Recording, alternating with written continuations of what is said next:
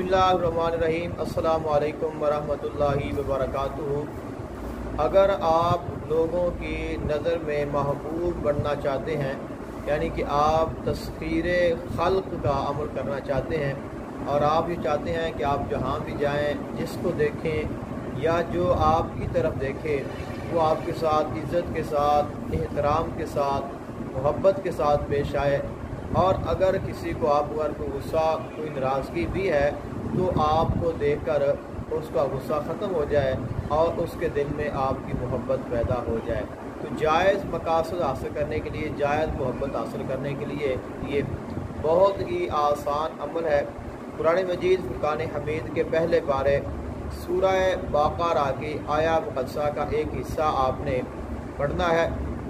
वइज़ अख़ज़ना मीसाक़कुम वरफ़अना फ़ौक़कुमुत-तूर, यहाँ तक आपने इस आया मुक़द्दसा को पढ़ना है और इसको आपने 31 मरतबा कम अज़ कम पढ़ना है।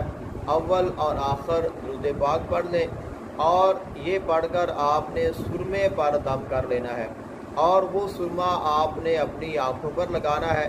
तो वो सुरमा लगाकर आप जहाँ भी जाएंगे, जिसकी तरफ देखेंगे या जो आपकी तरफ देख लेगा, यानी कि जो आपके साथ नज़र मिला लेगा, तो वो जब आपकी तरफ देखेगा, आपसे नज़र मिलाएगा, तो जो भी आपको देखेगा, जिसकी नज़र भी आपकी नज़र के साथ मिलेगी, उसके दिल में आपकी मोहब्बत पैदा हो जाएगी और इस तरह आप तमाम लोगों की नज़रों में महबूब बन जाएंगे।